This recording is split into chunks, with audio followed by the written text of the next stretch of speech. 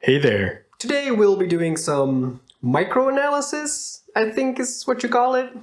Case studies maybe? To highlight some games that have interesting narrative design things going on in them. It's quite a wide range of tricks and methods and mechanics, so surely there'll be something in there you can use for your project or your game, or just to learn a little bit.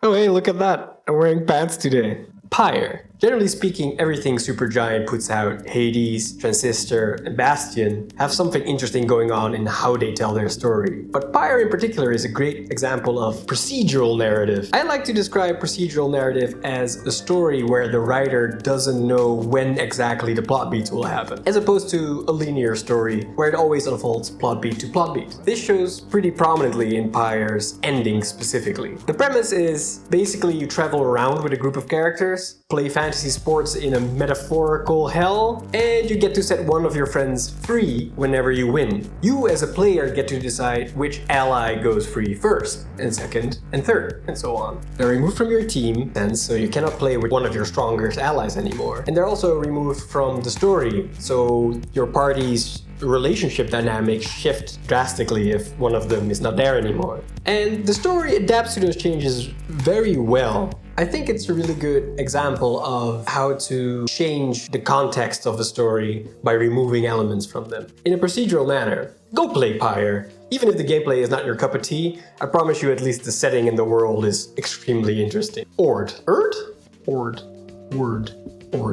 Ord is a minimalist branching story game, much like a choose-your-own-adventure book of days yore, but without using full sentences. It uses only a few words per passage and only single words as responses options you can pick. It's a great case study for less is more in writing, completely trimmed off all and any unnecessary dialogue, while still conveying a clear story. It's also interesting to see what you can do with only text and sound. It's really quite atmospheric, tense, and even funny at sometimes. Keep in mind it's very short and pretty fast to try all potential branches. But that makes it even easier to study in detail, I think. It's only $2 and made by a stuffed wombat, so what's there to lose? Go try Ord.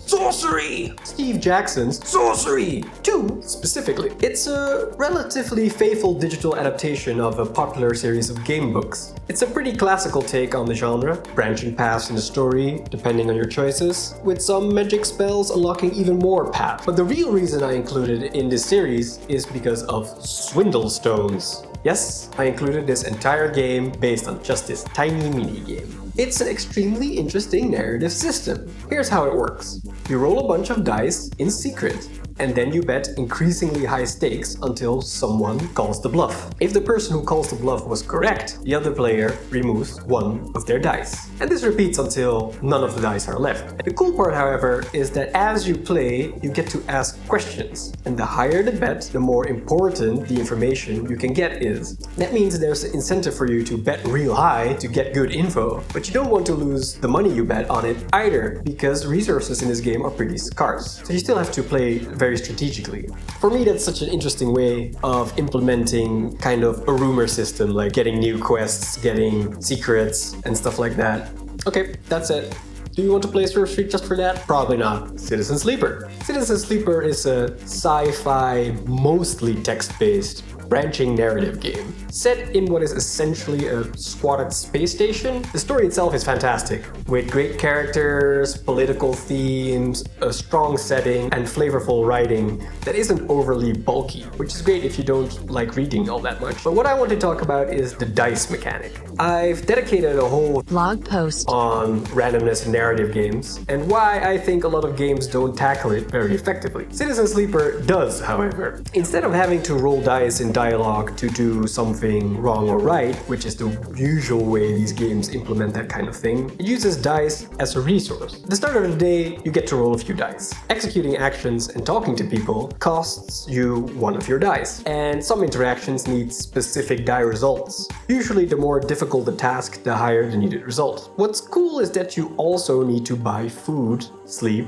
and repair your robot body to be able to keep rolling the maximum amount of dice. You need to work work to earn money to do all those things, but that also costs dice too.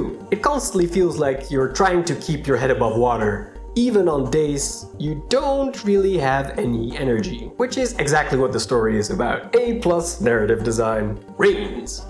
Reigns is basically Tinder for narrative design. Is that comparison still relevant? If you're not already convinced by that pitch, hear me out. In this simplistic procedural narrative game, you play as a regent that either accepts or declines any requests that people bring to him. The decision influences the story later down the line. For example, you can approve a request for a grain silo to be built to combat an ongoing famine. If you don't, obviously the family is going to have some harsh consequences later down the line. If you do, you might run out of money and debtors will take over the throne. Its simplistic yes or no interactions makes it a great case study for choice and consequence, and minimalistic storytelling. It's also quite hilarious, so if you need a little laugh, then I suggest you go play Reigns. Papers, please! Papers, Please is a... how should I put this? Bureaucracy simulator? You play an inspector working in border security for a post-war dictatorship. Your entire interaction with the game is done through checking, stamping, accepting or rejecting passports and documents. While that doesn't sound too interesting, in the gameplay department at least, Papers, Please is a good case study for themes.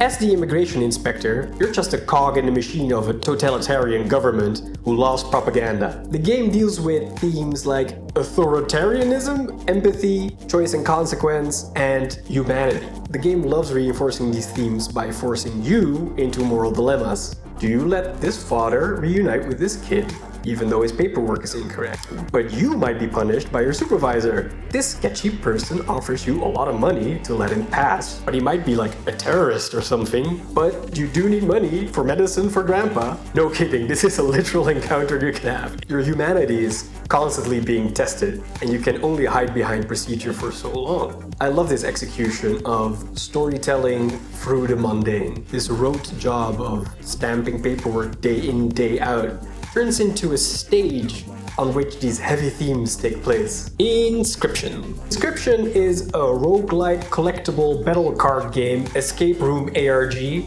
and many other buzzwords. It's a melting pot of a game, really. The atmosphere is A+. What I want to talk about specifically are the death cards. Warning, minor spoilers ahead. If you want to play this game going in completely blind, and I recommend that you do, stop watching now. Okay, everyone still on board? Death cards are a mechanic in Inscryption that help you become a little more powerful after you die. Basically, when you fail a run, you get to create a strong card and give it a name. Then, the primary antagonist takes a photograph of you before you lose consciousness. This card then has that little photograph of you, and it's a photograph of you as a player. It is implied, but not spelled out, that the antagonist basically murders you and turns you into a card. After that, you play as his new prisoner.